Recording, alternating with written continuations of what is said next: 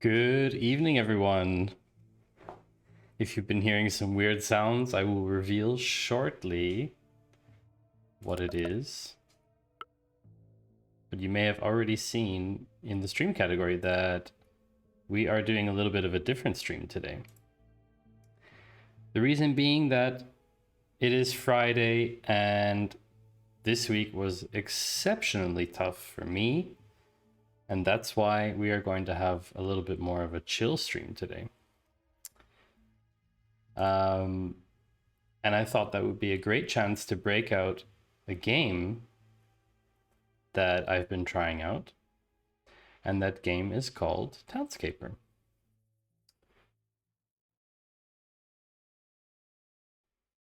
So this is a chance to just have a chill chat together while we play some Townscaper.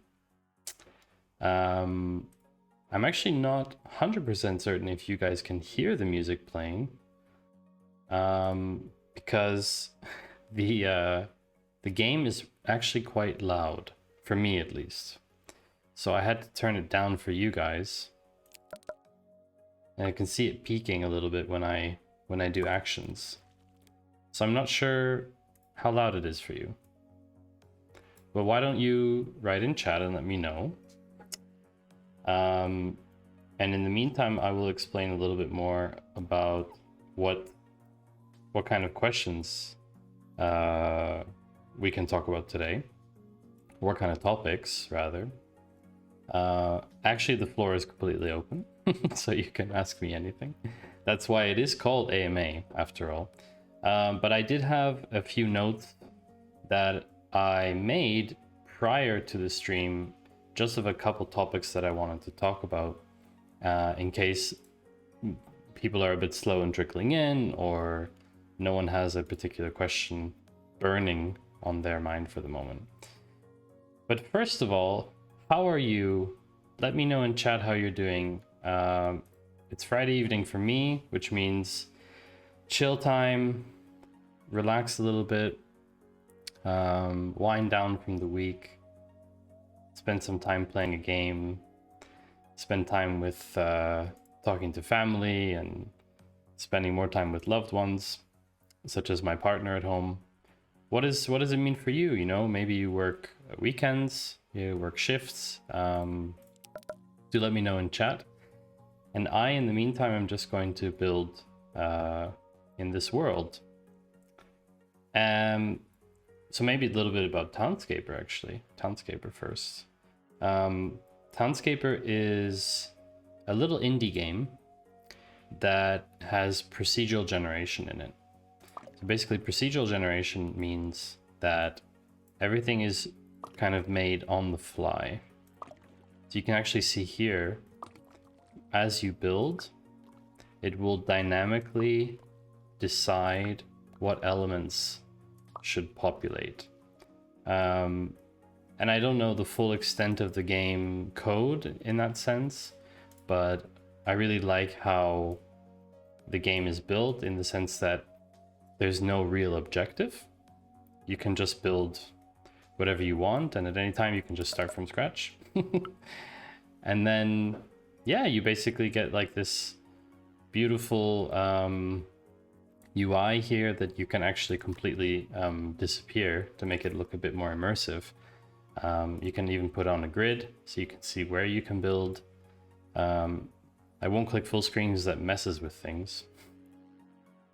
But yeah, I mean, I found it a little bit a while ago. I was looking for something that I could run on Mac, because there's not a lot of Steam games that run on Mac, actually. I was looking for something a little bit less intense than Minecraft. And I found this, and so far I've been really enjoying it. I haven't put in too many hours. It's just been one of those things where if I need a few hours break somewhere, or a short break somewhere, then I was taking some time off and doing that. And what's also interesting about here is that you can actually change the lighting of the game, and you can even change where the sun sits in relation to your building. So this comes out especially afterwards, when when you've built a few things. You can hold your left mouse button and rotate view, and scrolling allows you to zoom in and out. And that's basically it.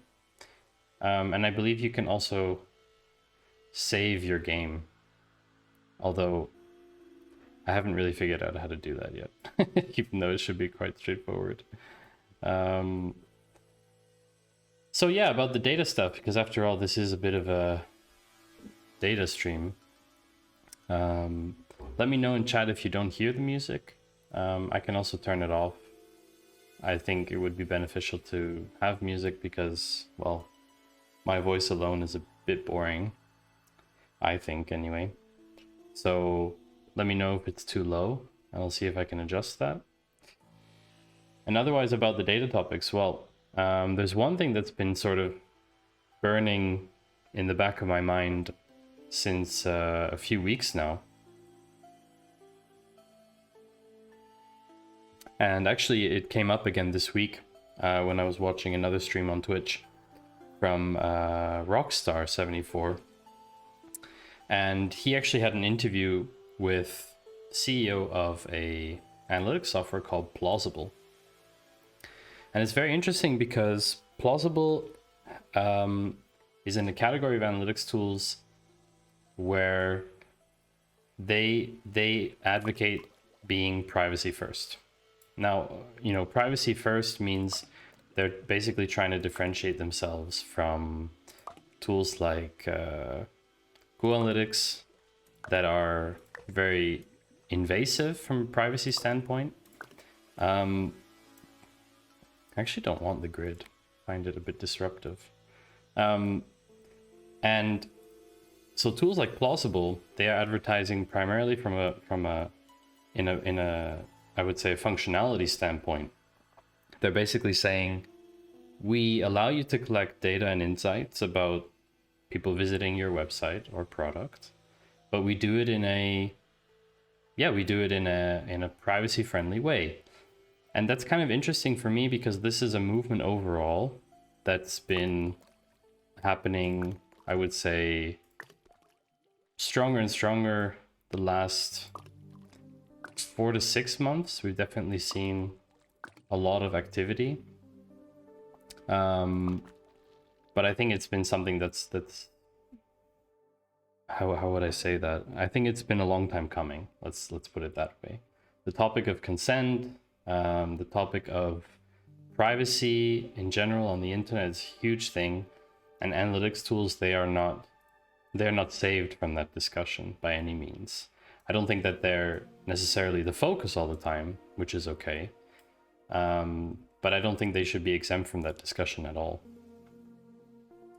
And my thoughts on that, basically what's been going through my mind is, why should tools use privacy as their main selling point? Because I think that in itself is a bit like, it's sort of like stating that all the other tools are not privacy focused, which by design, that's true. Like tools like Google Analytics or Mixpanel or Heap, they are all subject to the same conditions. That is, you integrate a third-party JavaScript, and the third-party JavaScript collects on your site what it wants to, based on what has been defined in the JavaScript. That being said, I think it's kind of a terrible thing to just say, well, we differentiate ourselves by saying that we're not them. I think it should be a bit stronger. Like your product sales tactics should be more like, we are focused on privacy by design, and we're focused on this and this and this feature, for example. But they're very much, I mean, most of these tools, Simple Analytics or Plausible or any of the others, Pivik or Matomo, this may be a topic for an upcoming stream, by the way. So do let me know if you would be interested in hearing about those tools. I'd actually like to do a sort of rundown of what privacy focused analytics tools exist on the market. I mean, behavior analytics, we're talking about people clicking around on a website, or even clicking in a game, technically, could be a sort of analytics engine discussion. But yeah, and so these tools, they're basically, in my opinion, they're not differentiating themselves based on their feature sets. They're basically just saying, well, we're not Google Analytics, or we're not collecting all your data and sending it to some third-party server in the US or something like that. And I would like to see more of these companies actually coming from the standpoint where they maybe say, we are this and this, we are focused on privacy by design. On the one hand, we offer this and this functionality, and we also offer this and this functionality. Kind of like feature driven in a way. I think that would be a lot cooler, and I would really enjoy seeing tools seeing tools a bit more focused on their offerings rather than comparing themselves to others. That being said, there is a certain market effect of everyone knowing Google Analytics and being able to say, oh, you can use keyboard here, WASD, the classic, to also move around. So that's actually kind of nice. I've just been using the mouse so far, but I actually find the keyboard actually quite nice as well. And basically, there is a marketing tactic behind it, and I understand that, because everyone knows Google Analytics. It's the most widely used in the world. However, maybe we should move away from that. I mean, maybe it's not because Google is, a corporate monolith or anything like that. It's basically just, well, as a product, your product should speak for itself. It doesn't have to be the case where you benchmark yourself based on others. I think that's a little bit of an unfair assessment. Let me know in chat what you think. Do you think that products should focus on these kinds of comparisons? Do you think it's also, in a way, fair? I mean, oh wow, what happened here? How did that work? If I go underneath, that's interesting. I really thought that it did. That was odd. Ah, if I right click, it deletes. Forgot about that. That's really cool.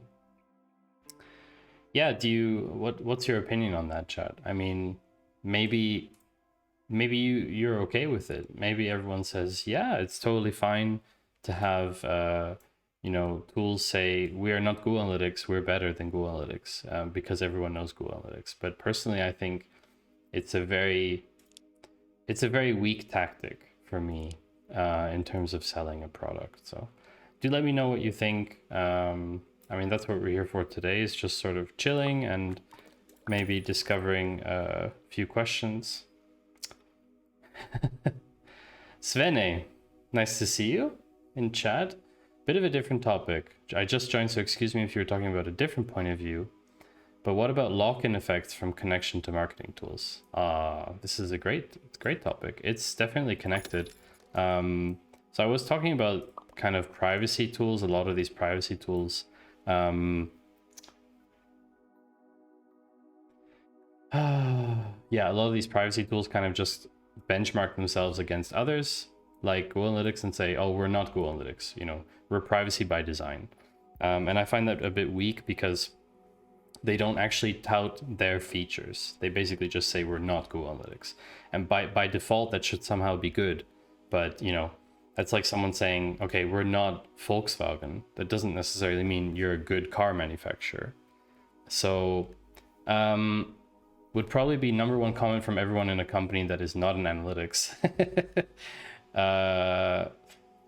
Yeah, vendor lock-in. So this is generally an issue, right? I mean, vendor lock-in or just buying into solutions itself, not even necessarily analytics solutions, but I think that vendor lock-in is real. Mere, welcome to chat as well. Nice to have you here. I think vendor lock-in is a real thing, and basically it's a decision that is taken in the context of business risk, right? Because typically vendor solutions are already available. So it's either SaaS or it's software that you install on your own environment. And basically these solutions already exist. So you don't have to go and develop something yourself, right? That's why you pay a vendor and say, oh, I'd like to use your software, right? On the flip side of that, of course, you recognize that to some extent, you don't have control.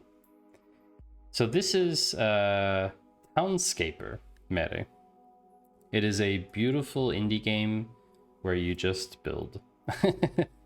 And I find it very satisfying to sort of think about things, make notes maybe about thoughts I'm having. It's a really nice thing to just sort of play when I want a little bit of a chill vibe. Yeah. So I think vendor lock-in is about a trade-off between basically saying, do I want to spend all the time to develop a solution on my own? Back to what Svene was asking. Like, do I want to spend all that time and resources developing something, or do I want to go with something that a certain vendor has already said, hey, this works for your situation? Now, of course, in a lot of cases, the vendor might be wrong, or you might not have explained something properly. There's a lot of situations where the tool or the software works out that it isn't what they said it was, right? And that's disappointing. But also, an important point is like, you know, if you were to build up those resources or those kind of competencies internally, it would cost you a lot of money. You know, even if you're a large company, you still got to go and think about all the time that you would invest, you know, training or hiring resources that you would need. I want it to be a terrace with 4 terrace. Can I do that? It doesn't seem that way. Okay, it's going to be a 3 terrace. And that's not insignificant in terms of cost, which is why, you know, why those companies sell those solutions. It's why Salesforce exists, right? Because no one wants to go build their own Salesforce. At the same time, there are other solutions on the market too that are maybe leaner, which are better for your use case. But that's kind of beside the point. And I think vendor lock-in is real, and some vendors are really good at saying, okay, we have this ecosystem. We know that our ecosystem is really powerful. We want to keep you in that ecosystem as long as possible. All the big companies try and do that, basically. I mean, Google is doing that. Salesforce is doing that with their solution. HubSpot tries to do that with theirs. You know, like really every huge software vendor out there is doing that. What's really interesting for me is that vendor lock-in sometimes is really beneficial for the customer, because if someone were to try and buy them out, like a competitor or something, it might be that they're on a completely different stack, and it might actually deter competitors from acquiring them in the first place to some extent. But that's also kind of an edge case, right? In the analytics context, vendor lock-in comes from any third-party context, meaning if you integrate Google Analytics on your site, it doesn't mean that you'll have to stay with Google Analytics forever. But if you integrate Google Analytics and you do it through Google Tag Manager, and then you start using Google Optimize to run all your experiments, and then you have ads running, so you hook up Google Ads to your Google Analytics to have reporting, and then you start putting everything in Google Data Studio, and you pipe all your data from Google Analytics into BigQuery, then of course you're in their ecosystem. But that's no different than buying an iPhone and then an iPad and then a Mac. You're in the iGarden, right? And that's the entire concept of these kind of large corporations, is to keep you within their walled garden. Because the more they can keep you in the garden, the more they can tether you to these different tools, the better it is for them, because you're less likely to leave, because the cost of leaving is inhibitive. But I have a very clear opinion about that topic, and I think basically it comes down to the business deciding about whether they want to have that risk or not.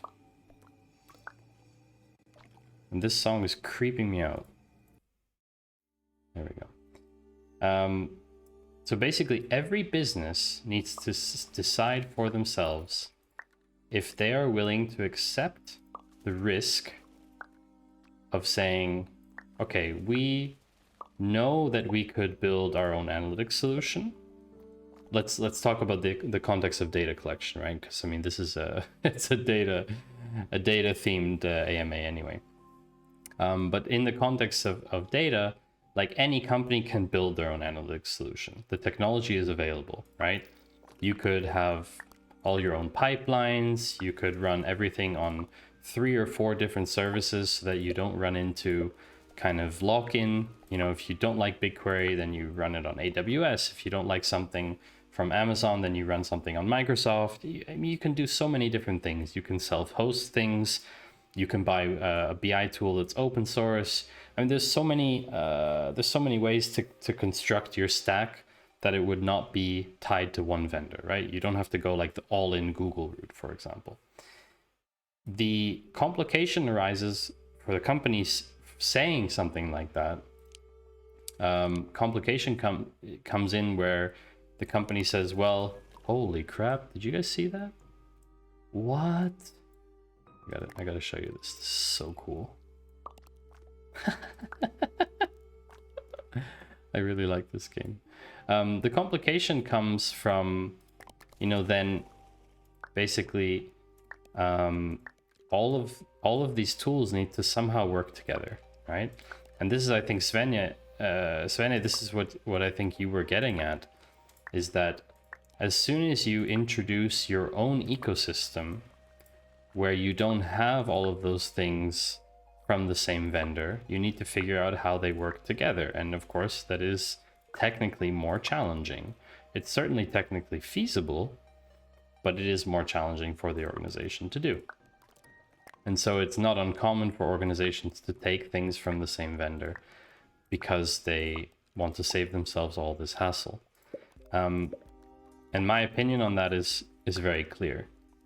The more mature the organization, the more mature, and I'm talking about data maturity, not maturity in terms of is the company 200 years old or not. The more mature the organization in terms of data, I think the more likely they are to go down the we don't want to have everything from one vendor route.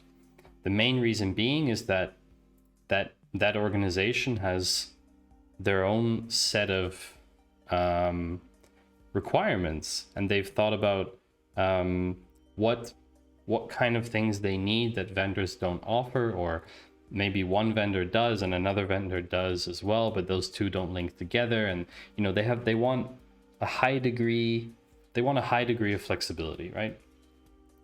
And customization in the end.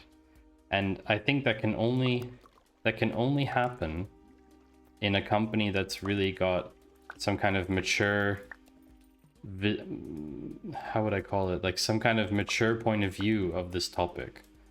I think otherwise it's just so unlikely to happen that some CMO or COO sitting there says, oh yeah, we have everything from Google at the moment, but that doesn't fulfill our requirements, if that company is like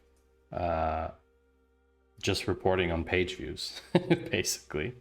I don't know, what do you guys, what does everyone in chat think about that? I mean, personally, I think that's only happens in really data mature companies, but maybe I'm wrong. Maybe I don't have enough experience to really say. My personal opinion is that I don't think we need vendors, and anyone who works on vendor side would love to kill me for this, but I don't think that we actually need vendors anymore. I think there's enough technological solutions and enough creativity and enough kind of I don't know, innovation in the space of analytics in the last, I don't know, 5 years, that we don't need vendors pushing their standardized generic solutions anymore. That is my personal opinion. That doesn't mean that there isn't a place for vendors in some cases. You know, mom and pop shop selling, I don't know, handmade tea cozies. Maybe there is a case for them, you know, they want to track their website. I don't know, maybe they build their website on Squarespace, and then Squarespace has built-in analytics, you know. Are they going to go out and build custom data pipelines? No, I don't think so. But as data becomes more and more of an asset for serious companies, for larger corporations, as data becomes more and more of an asset, the need to own those solutions, not only the data itself, but own the orchestration and the actual data flows and logic behind what kind of data is being captured where, especially behaviorally, especially front-end stuff. Serious companies. I mean, every company is serious to some extent. Okay, this was really cool. Let's see that again. I really like this. Wow. It's really cool how the bricks also fall down here and stuff. I mean, just like companies who are thinking about how to approach analytics in general, those are the ones that are probably asking those questions, you know. I don't know how chat feels about it, but I think there's definitely a revolution coming. And this is the second topic that I had written down to just spew my thoughts about today. Of course, I'm happy when people ask things in chat and we can get a little discussion going here. I'm totally up for that as well. At the moment, I'm just building this beautiful little raised terrace thing. I just realized that if you take these out, it has like a double layered terrace. Wow, that is so nice. Does it do this as well if I connect them? Probably not, huh? Okay, then we're not gonna connect them. Well, that's cute. And look, you can zoom in all the way, and you can like see, look at this. You can see the trees like moving. Oh, wait, I'm too far in. You can see them like moving with wind or something. I don't know what it is. I guess it's wind, because there's waves. No, and I like the revolution. So what is the revolution? The revolution is, in my opinion, very simple. Some 40 years ago, no, longer, Industrial Revolution, what was that, 1920? I'm not very good with history. Correct me if I'm wrong. Someone in chat will look it up for me and tell me when the Industrial Revolution was. Industrial Revolution came along and factories popped up out of nowhere. We started making cars, started making screws, started making matchsticks, like just producing the crap out of stuff. People started working in factories, you know, pushing the shifts. Kids would sit in rows in school because that's how you would then later end up in the factory. Oh wait, kids still sit in rows in schools. I guess that hasn't changed. Or at least now they are learning remotely at the moment. But yeah, I mean, the kind of whole industrial revolution was there, right? Then there was this digital revolution. You know, Berners-Lee and all these other crazy geniuses who basically invented the internet, and with it, data, although at the time that wasn't fully apparent to what extent data would have an effect on things. And that changed everything. It allows us to do the thing that we're doing today, which is I'm sharing effectively my screen and my voice with you, and you're able to interact with it in real time from anywhere in the world, which is, when you think about it, absolutely nuts that we're able to do that in reality. Just like flying in a plane, I mean, we're in like this tin can out of aluminum hurtling through the sky at 800 kilometers per hour. It's also absurd when you think about it, what science has given us. And so that was the technological revolution, right?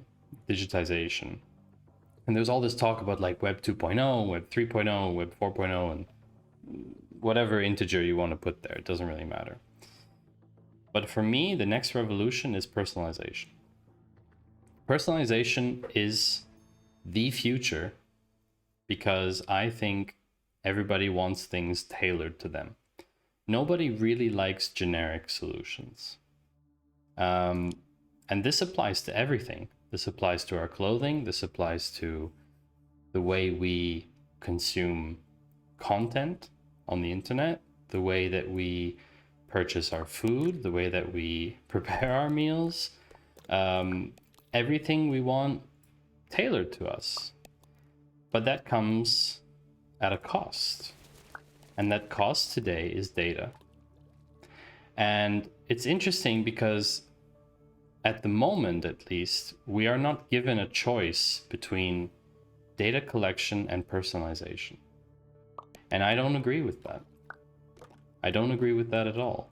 I don't feel that we should have to sacrifice our data to have personalization. You know, I think there needs to be a system of some kind, and this will happen most probably, that there needs to be a system of some kind where there is an exchange, where I say yes. Oh wow, something is out of sync here. Oh no, my OCD going crazy. This is not good. There needs to be an exchange. Basically, if I want to see ads tailored to me, then I accept the fact that I give them information about me, about my interests, about what things I like, what things I don't like, in order to see ads for products that I don't know about yet that are potentially interesting to me. Some of them will be hit and miss, of course. That's the way the game is played. It won't be 100% accurate. Never. But at least there, I've consented, right? And I think this is the point, is that this era of personalization comes at this cost of data, and that's what hasn't been figured out yet. The whole consent argument, the whole topic of consent, is basically companies saying, I want to collect ABC because we want to do XYZ. And users saying, I agree with that or I don't agree with that. But maybe it should be the other way around. Maybe it should be a user saying, these are the things I expect from this company. Are you able to do those things without collecting data about me? Am I able to consume Netflix content without Netflix telling me what I think I should be interested in? You know, Netflix's recommendation engine is worth millions, billions perhaps, right?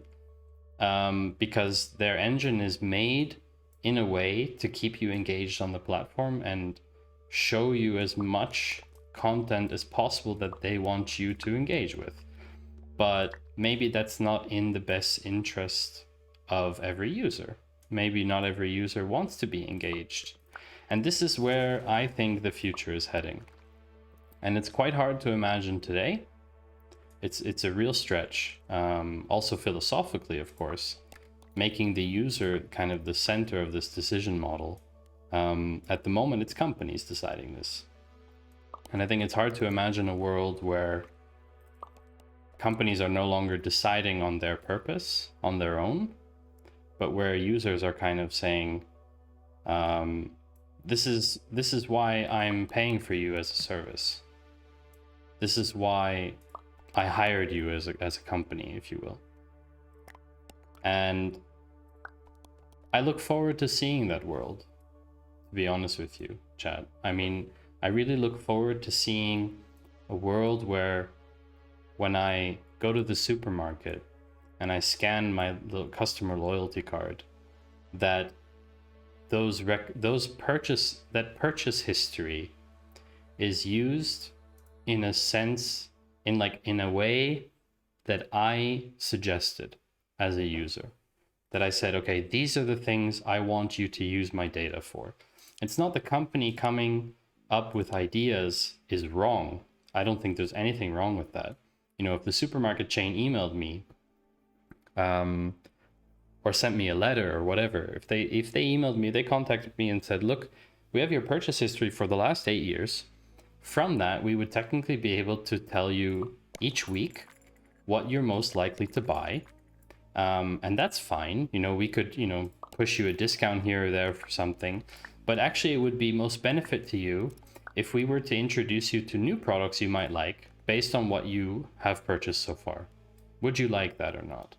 And this isn't about consent, in my opinion. This is really not about consent. This is about users having control over how their data is used in a kind of very fundamental philosophical way, where it's not about the usage per se, right? Because in all these terms and conditions, they basically lawyer you to the yin yang with, we can use all your data that we collect for any kind of promotional marketing, blah, blah, blah purpose. They basically stuff it with as much as they can, right? Nobody reads terms and conditions because they do stuff them. But what if it wasn't that way? What if, the reason that people read the terms and conditions was because they knew it was only 2 lines? Because it said, we won't be a dick. It's maybe a bit of a stretch, but, I just see a lot of things heading towards that direction where essentially companies will continue to exploit the system for as long as it works, right? Currently, a lot of companies exploit that system. Facebook's a big one. They've just been found guilty again for the second time or possibly third time of overselling their video ads solution by faking analytical data about the video engagement. I was reading earlier this week. If someone wants the article, just ping me afterwards. I'd have to go dig it up, but I'm sure you can find it in the news. And basically all these companies, they will, for as long as it's humanly possible, skirt I would say, the legal line. Not necessarily the moral line. They're already way beyond that in a lot of cases, because this is, capitalism. But they will skirt that legal line for as long as possible. So as users, why am I talking about this? I mean, these are just sort of, what do they call it? When you just sort of regurgitate what's in your brain, stream of consciousness kind of thing. I think that we as users, as consumers, we have the right to make demands.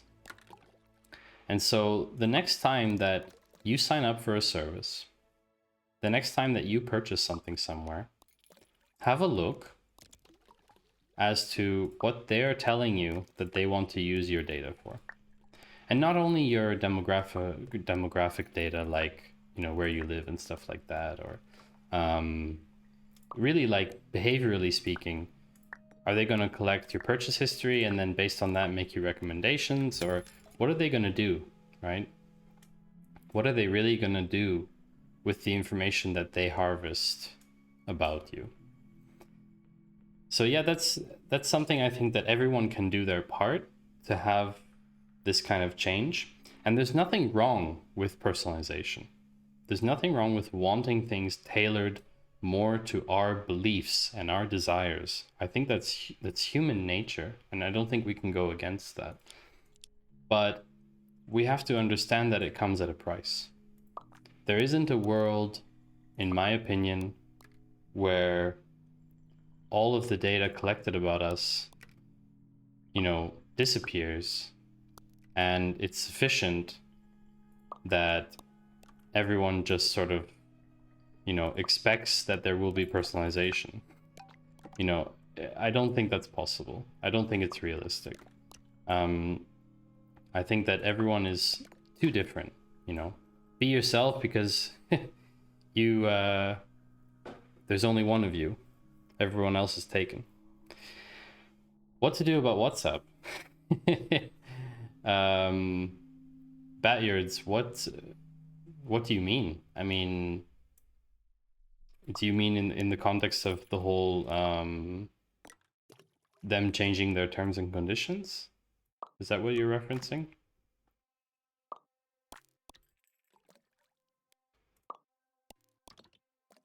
Gonna make this monstrosity.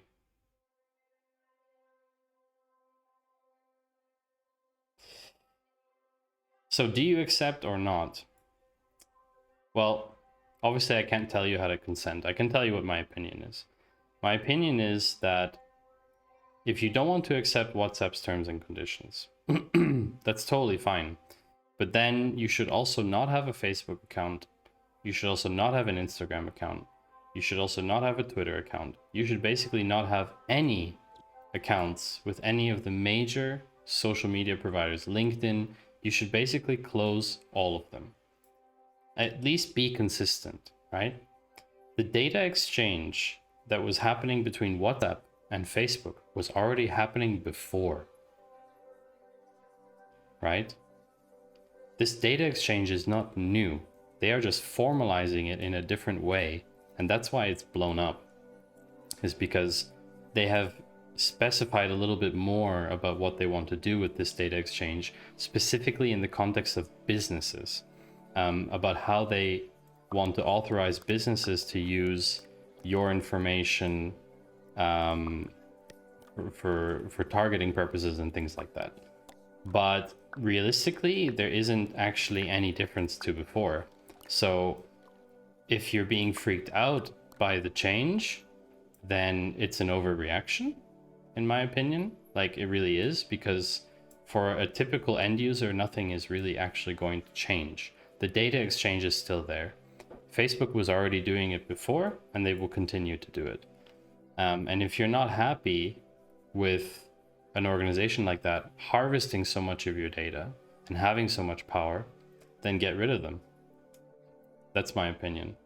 And the reason that I don't care about those services using my data is because they're free and because I am the product, and I know that. And therefore I'm mindful of how I use those services, that I am the product, and that I use them for the purpose that I need them for. For example, I have a Facebook account almost exclusively to keep in touch with a motorbiking group that I ride with, to organize those events, because it's very convenient for us to organize it there. And the group's been on there for a very long time. and that's totally fine. But that's the only thing I use it for. I don't even have the Facebook app installed on my phone. Do I have WhatsApp? Yeah, because most people are on WhatsApp. But I also have Telegram, and I also have Signal, because so many people are on different apps. But it doesn't particularly bother me that I have those different apps, right? So everyone needs to decide for themselves. Obviously, I'm not going to say whether WhatsApp is, whether it's right for you or not. But what did you mean by I do, by the way, Batyards? Did you get rid of all your social media accounts, or did you mean it in the context of that you have all of those accounts? And I mean, yeah, this is basically, for me, like that's the gist of it. Is I don't think that oh, you do have, yes, yeah. So I mean, most people have those accounts, right? I have an Instagram account, I have WhatsApp account, I have a Facebook account, and it's not like, I don't think it's like a problem per se to say, oh, I have these accounts, I really don't think that's the issue here. I think it's much more of a question of like, are you prepared to sacrifice in a certain way? Are you prepared to accept the fact that you are the product and that they will use your data to sell their services to you, or to try and make money with your data through someone else, right? That's essentially what's happening there. So this thing now is spiking my RAM. So we're going to save this to the clipboard. And we're going to start something new. That's it. I do like how this game is so simple.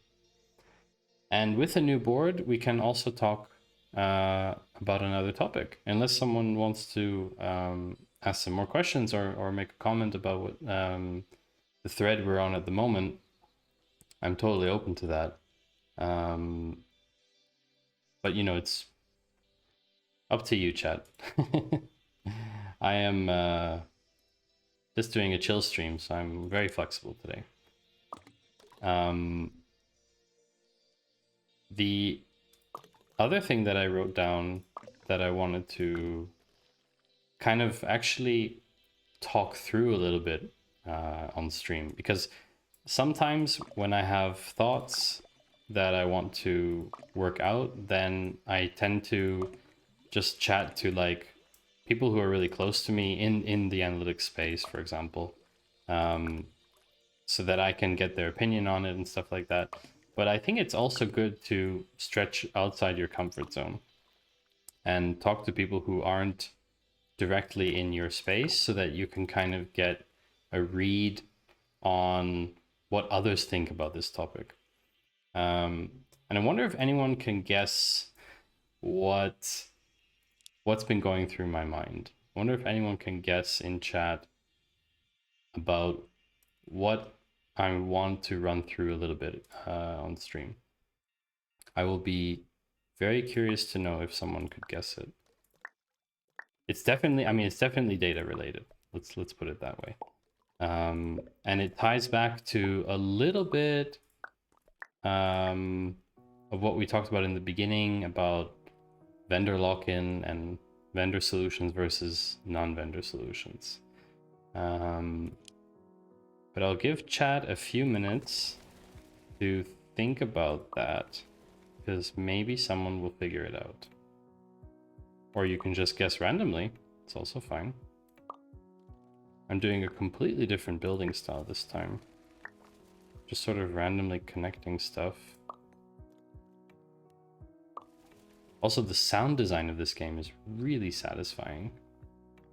Don't know if you can hear those sounds, if they're too loud or too quiet. Also, feel free to write in chat if it's the case, if it's not good. It's a bit hard to see from the sound levels, but I assume they're all right. So I don't see any guesses yet, because everyone is winding down from their week as well. Maybe having a late dinner, or who knows what time it is for you. Might be afternoon, or morning, depending where you're watching from, or even late evening, or like, you know, the next day already, like you're watching from the future. You could tell me what bets to place or what stocks to bid on. That would be great. So this is nifty. I'm gonna try and leave one space between all of them. Meta, are you still there? How are you doing? I haven't heard from you in a while.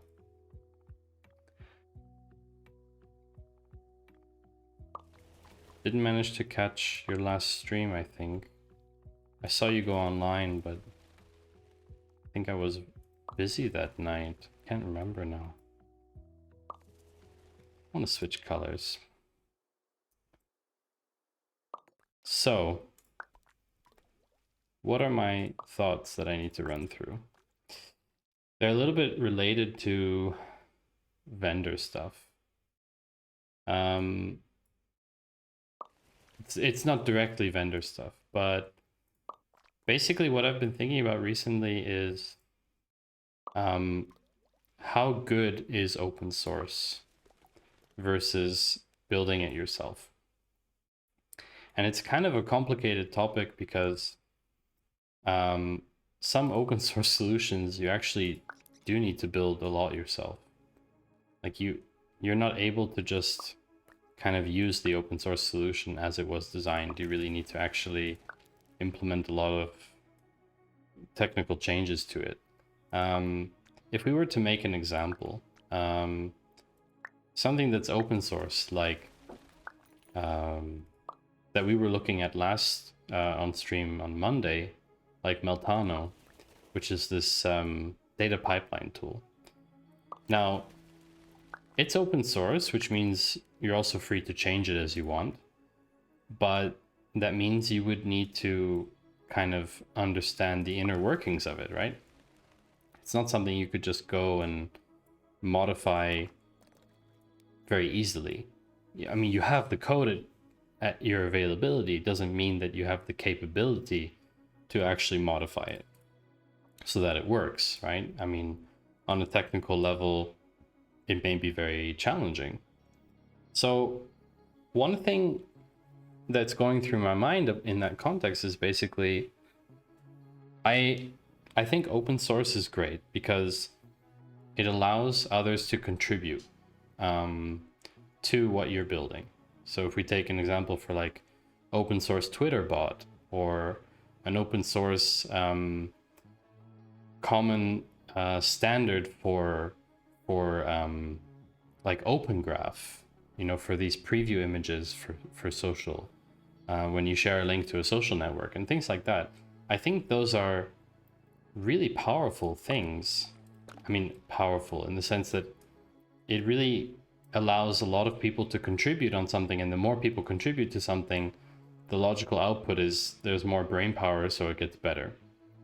That's the fundamental idea and principle behind open source software. And full disclaimer, I have never contributed in any way to any software, whether open source or not. Like, I'm not a programmer, so I'm not in a position to do that.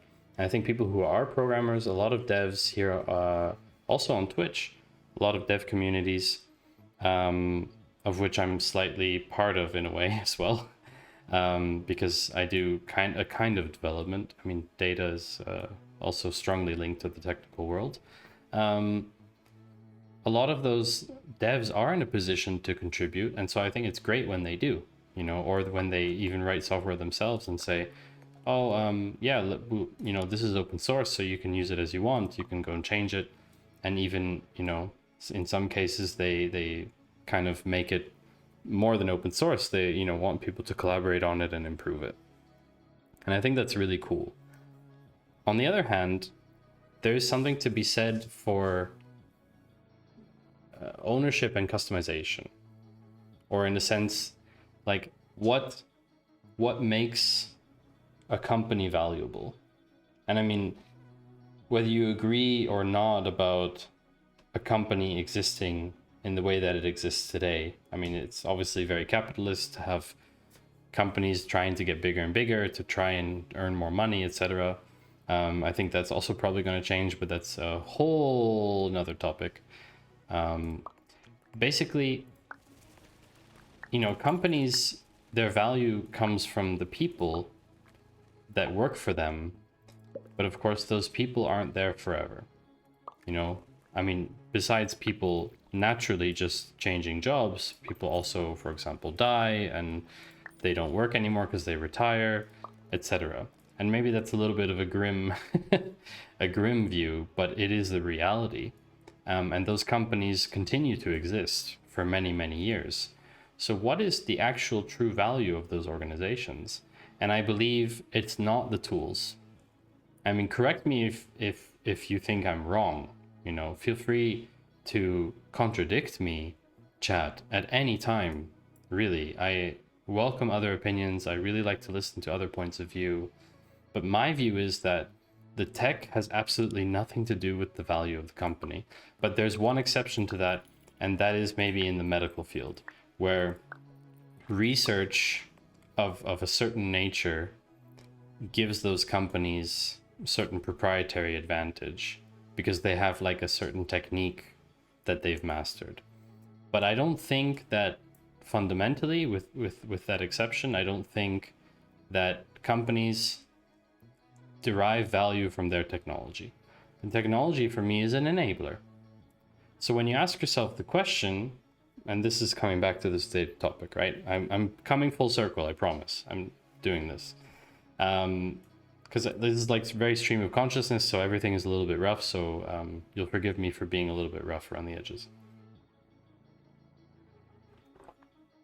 Basically, if the company value doesn't come from technology, it comes from people, and technology is an enabler, then open source tools are basically a way to transfer value across companies in a very agnostic way.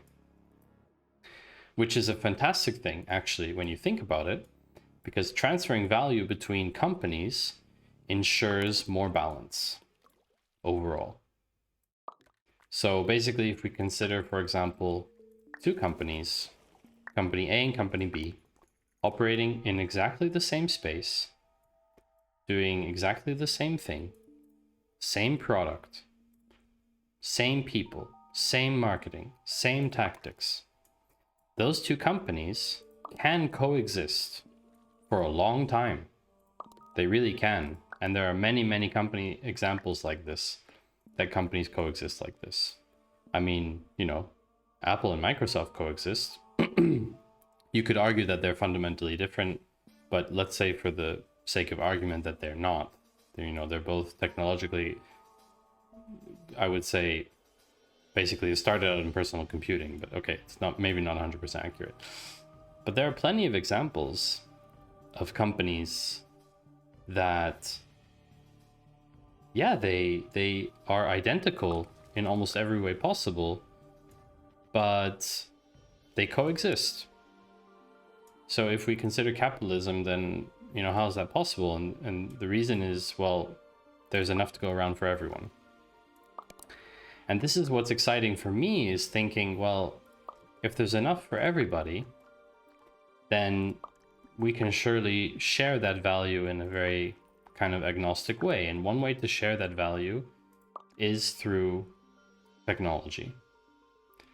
And so in the data context, this is what's kind of interesting for me, is thinking about these solutions, thinking about open source and saying, well, open source solutions do exist in the data world. They're less common, right?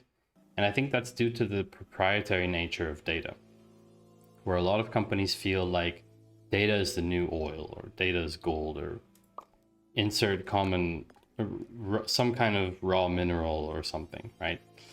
For that expression. But basically, I believe data is one of their greatest assets. And I think this is kind of funny because I disagree. I think that data on its own is useless. You need people that understand how to actually use that data in a smart way. Sorry, small hiccup for me. You need people to understand how to use that data in a smart way. And this is where it gets exciting, because now you're talking about the intersection of two value systems. You're talking about the intersection of people and technology together, right? So the value is coming from the fact of how people apply themselves using technology. So how someone creates a report using data that the company has to generate some kind of information which is valuable for the company.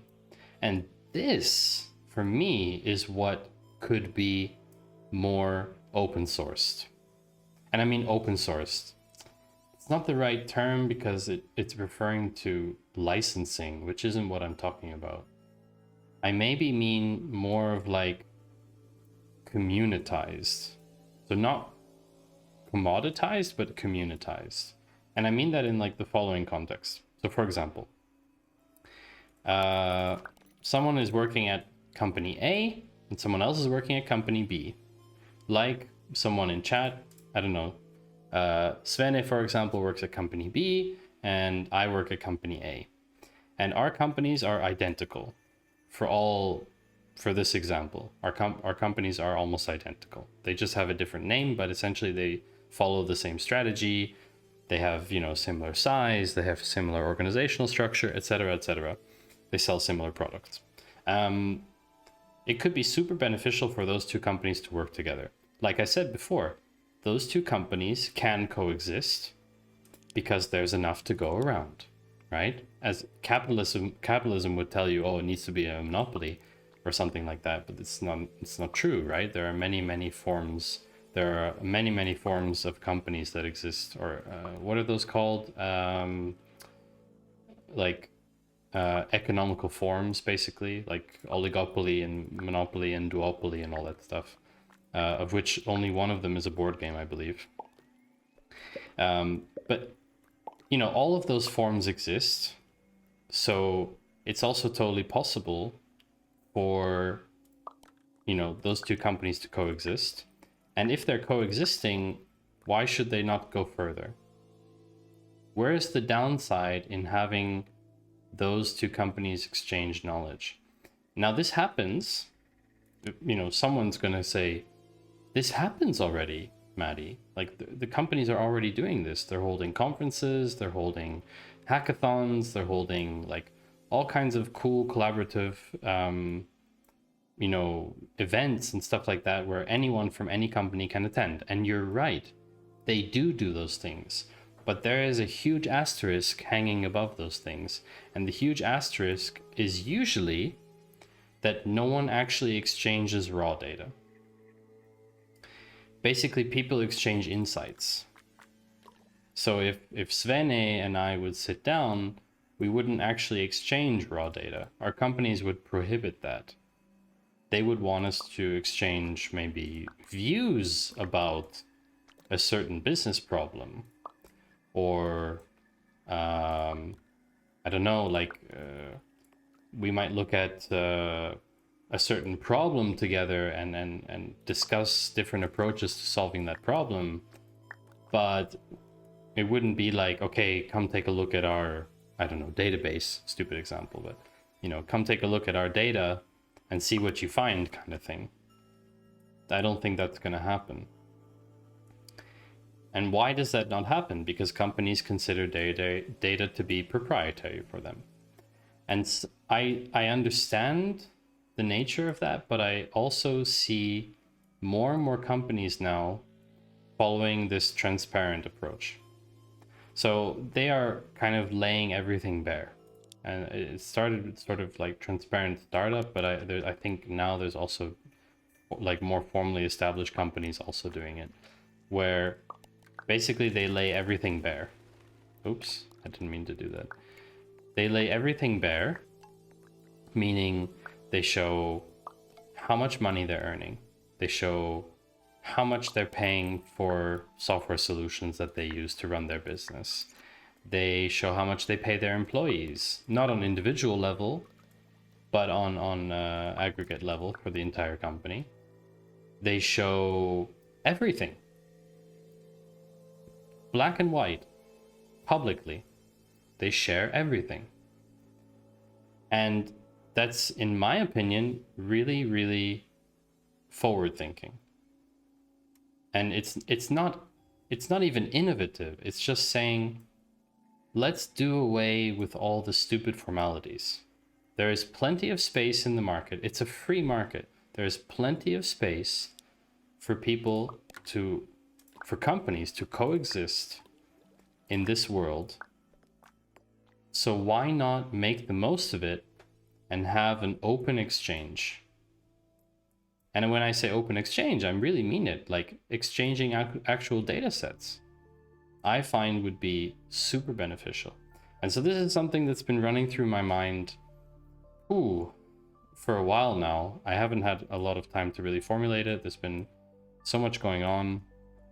I'd be keen to hear from you, chat, what you think about this kind of topic. I know it's a bit hard to maybe just write everything out, and if you want to send me a message later with your views, I would love that. But I just wanted to share that with you.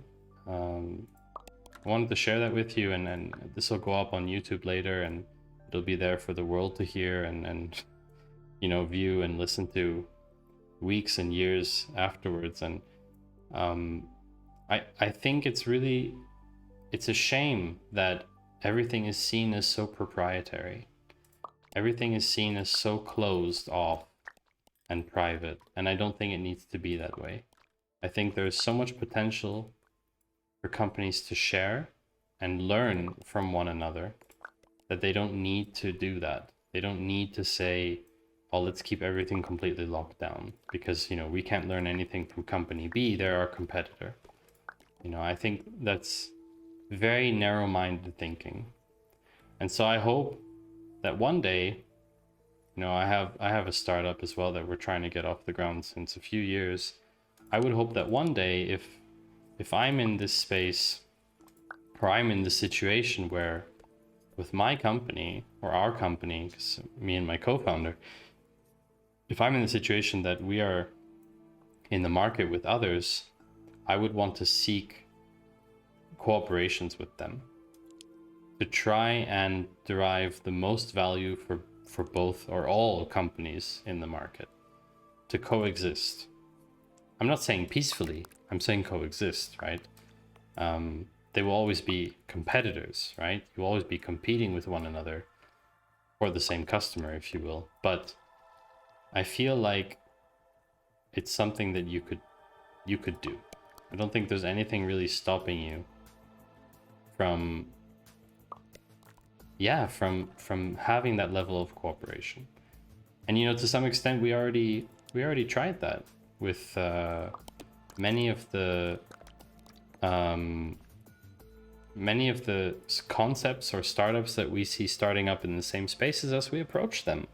And we say, hey, let's have an open dialogue about the problems we faced over the past 6-7 years. And, you know, we don't necessarily open our books to them from the get-go, right? We want to have transparency, but it would imply transparency from both sides, right? It's not, you know, it's not fair for someone to pull down their pants, the other person to just sort of stare at them saying, haha, you pulled down your pants and we didn't. I don't think that's really fair. It needs to be mutual, right? It needs to be mutually agreed on. But from the get-go, we basically said to these companies that we contacted, to these startups, saying, look, we've been operating for 5-6 years, trying to grow our business. Let's sit down and have a chat about what things worked and what things didn't. And a lot of them were very hesitant to do that. It's actually kind of surprising, because you would think you would want to learn from others and others' mistakes. And I think that hesitation is something that we as society need to look past. And especially in the data culture, like, you know, where one company maybe can't afford their own data resources. Thinking about it's not even called job sharing. I would say like resource sharing. You know, one person works 50% for 2 different companies, but why not put them together and say, okay, the companies are financing that person together anyway. Is there competition between open source and companies? 100%. In the sense that, you know, open source basically lives from contributions and also donations to some extent, or they have an open source model and a non-open source model that they monetize that sometimes exists as well, where there's, I don't know, Snowplow, for example. They have a hosted version, like where they manage things for you, but then their entire technology itself is open source. I think the competition is there because there exists solutions, same technical solution for the same problem exists from both, in a lot of cases, from both open source and non-open source, proprietary. But that comes back, that kind of comes back to the point, Batyards, that comes back to also the point of, like, you know, why aren't companies just developing all the technology themselves?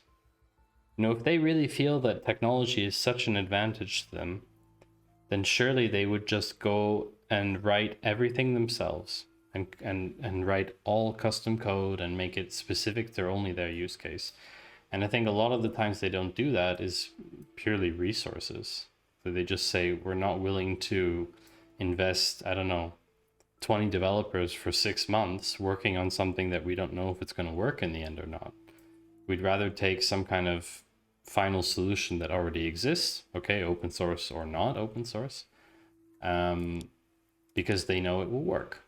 At least, I mean, the software works. Whether it works for their business is a whole nother question. But and so it's a bit of a weird discussion, actually, because I would expect companies to wake up and say, and like wake up and smell the coffee kind of thing, where it's, these technological solutions are not value driving for me.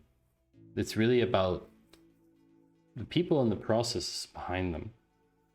And if that's the case, then you could take any technological solution. It wouldn't really matter. If you have the right people and you have the right processes in place, then it shouldn't really make a huge difference, because on a sort of scale of technology, those solutions are all pretty similar, right? There are maybe some edge cases that I'm not considering, but certainly in the data and analytics space, you can't really argue that something like Adobe Analytics is somehow significantly better than Google Analytics. There just isn't that argument to be made. They have different features and they do different things in different ways, but fundamentally they are the same thing. So technologically, it's not like someone has a distinct advantage using Adobe Analytics over Google Analytics or vice versa. It just isn't the case.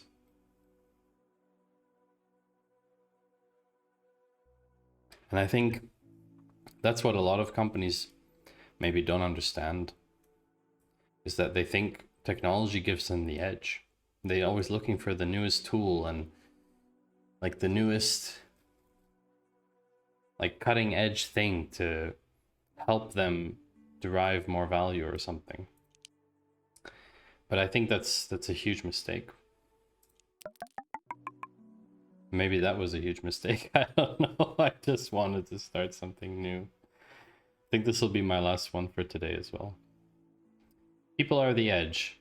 I 100% agree with you.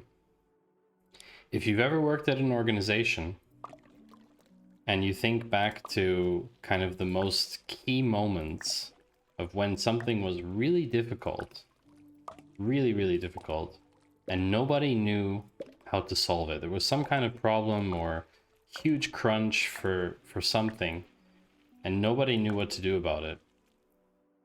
And it wasn't technology that saved the day, was it? It was someone with some idea or way of solving something using fluid intelligence, right?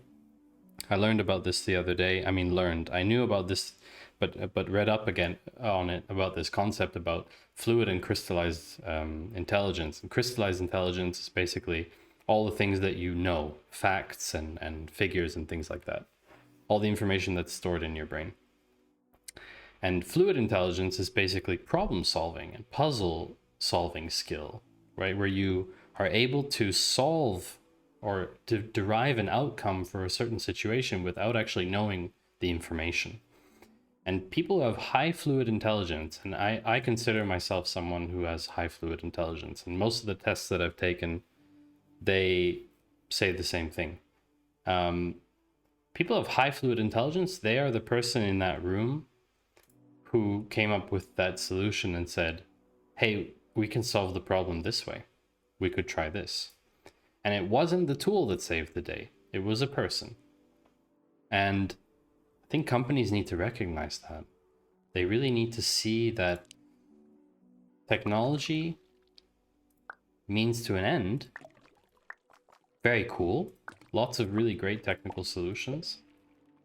But not the thing that is going to really change things for them in terms of value. It's just not the thing that's going to do that. Sorry, there's some weird music stuff happening. 1 second.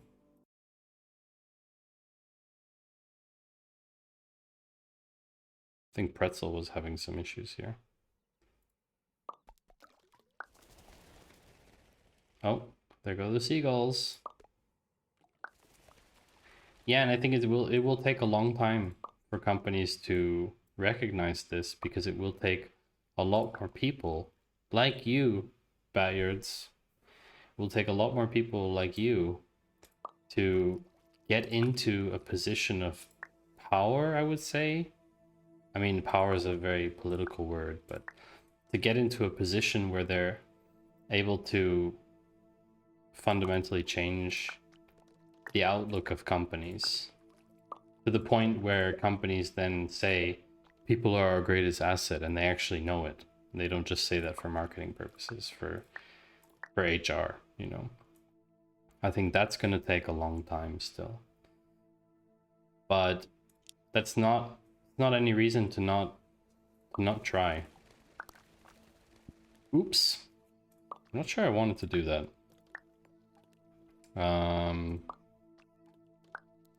Oh crap. So yeah, I don't understand the rules. I mean rules. I don't understand all of the methods, maybe you call them, like how the procedural generation works in this game. All I know is doing something like that, for example, causes that, and I don't want that. So I don't do it. Nope. Okay, then we got the middle ones.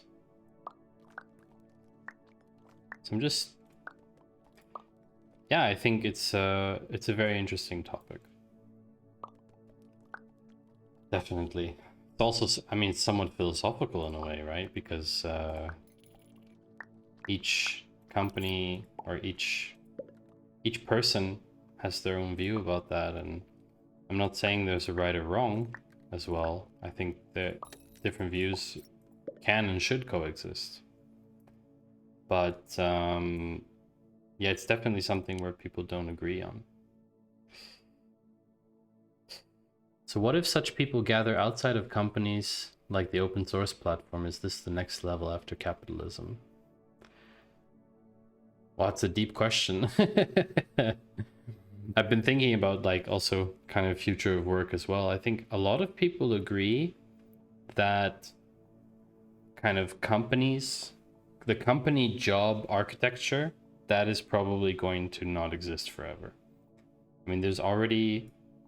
freelancing already exists, and a lot of people think that it might move in the direction of, and this is something I also believe in, I think that companies as entities might still exist, but the work will be done possibly more project-based. So, for example, a company says, okay, we need these and these kinds of skills to do this and this kind of work. And basically it would be open market and everyone is a freelancer basically. And I could see that being super beneficial, because what you're talking about, Batyards, is also like this kind of exchange of people.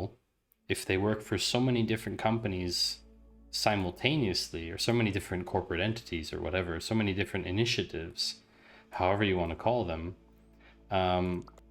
could be super powerful because, oh wow, I didn't realize this changes it so much. It could be something really, really great for value driving, for value creation. I mean, now like we value fundamentally, if I'm interviewing someone and they bring experience from 2 or 3 different industries, we value that. We tend to say, oh, that's great, you've seen different industry contexts, so you know about business problems in different industries. And it's really cool that that happens, you know, also on a it would be great, or it would be better if that happened on a global scale, on a much larger scale, where it's not only the case of freelancers being like that. And if you've ever worked with freelancers, that's definitely been my experience as well, is that these people have so much experience in so many different companies, in so many different situations, that they very often are really, really good problem solvers because they just, their experience just lets them see right through stuff. And imagine it was always like that. That would be nuts, right? That would truly be incredible. And the only reason that doesn't happen is because companies feel like they should keep people forever, that you should only work for one company for the rest of your life. And that's actually counterintuitive. I mean, there's a lot of studies that show the younger generation doesn't want to do that. And I mean, younger generation, I'm early 30s, so I'm talking like Gen Z. I mean, I'm a millennial according to the definition. But yeah, basically Gen Z, they don't want to work that way. They don't want to just stay with one company, and they want purpose.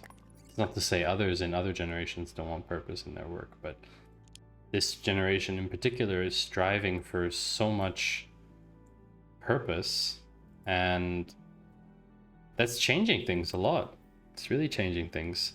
They're working for a company and saying, nope, I don't like this, and they're going out and founding their own companies to do it better, the way they want to do it, which I think is really, really cool. Really, really cool, and kind of a revolution in itself as well, in a way. Yeah. I actually like the way this one looks. I'm not really sure if I go to open. Ah, look, it has saved them. Oh, look at this monstrosity. This is crazy. Check this out. I just started building up. I think we can continue. Wait, I want to try. See if we can continue. Oh my word. We're gonna find out what the height barrier is. So I don't know if today has been interesting at all for you in chat, listening to my ramblings about so many different topics, actually. So many different things. Some of them only mildly data related, but in general,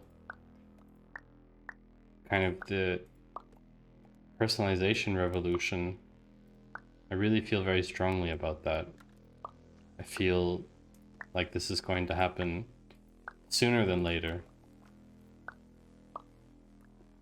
and that we're all part of it. And even better, you know, we all have a say in it, which is even cooler. But I don't know if this has been interesting at all.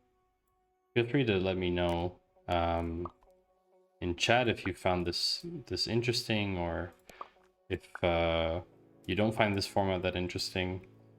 I don't have to stream this. I mean, I feel that it is somewhat educational, but I did change the category and stuff to just, oh no, I don't want to do that. I did change it to the game and not science and technology, because I really don't feel like I'm really teaching anyone about anything today. This thing is hogging my RAM. It's nuts. I have 64 gigs of RAM in here, so this thing is just eating it away the higher I build. Oh, causing some problems. Oof. Did it. And yeah, I probably won't do this that often. I mean, I hope I don't have weeks like this every week. That's for sure.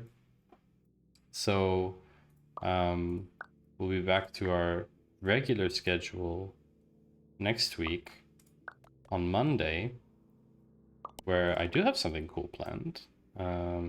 If it works out, should be quite nice.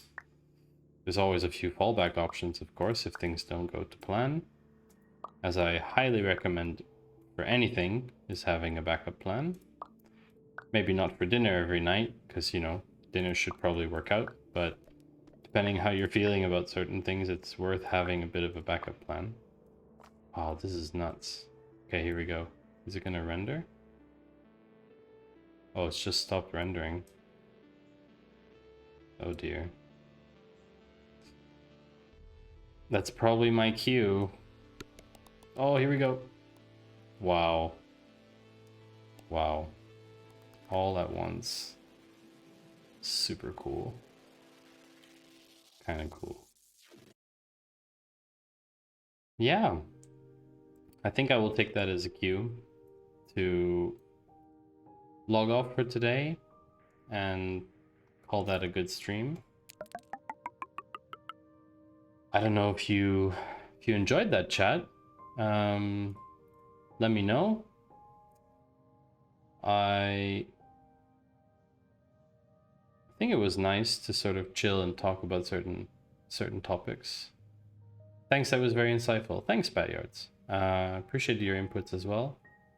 I like talking about these things. Unfortunately, Twitch is a sort of one-way audio format. There isn't an easy way to do two-way audio formats. I mean, I might host at some point, I might host a kind of... no, not a webinar, like a roundtable about certain topics. Maybe about like privacy. Yeah, I might like... Oh, Clubhouse. I knew you would say Clubhouse. iOS only, so a bit of an issue for me as an Android user, and also don't agree with the invite only kind of exclusive boys club mentality kind of thing. I don't think that's very cool. I know it drives growth, but I don't agree with it. Also, the audio was leaked, so that there's been a data breach reported a few days ago, I believe. So definitely, I mean, they're saying it's not recorded, so how can stuff leak if they're not recording it? So again, another company lying about things that they're not doing. So yeah, I think there are a lot of ways to host this kind of thing, where people could register, for example. I would post on LinkedIn, for example, in advance for like a Zoom call, and then people could join the Zoom call. I mean, you know, I'm not getting like 150 viewers on Twitch. I mean, you know, I'm no Pokemon, right? So I think it would be fine to maybe host those kinds of roundtables as well. There's always like analytics themes event anyway, things like Measure Camp. So there are enough formats out there, but specifically on Twitch, I was considering hosting a kind of roundtable in the future, where I would invite 2 or 3 speakers to discuss with me on a certain topic, and I have some ideas about that. So, as they say, watch this space. But in the meantime, glad you enjoyed that. Hope everyone else had a good day, or is having a good day, or is going to have a good day, depending what time zone you're in, and enjoys their weekend. And thanks for tuning in, and see you hopefully next stream on Monday, again at 9 p.m. CET.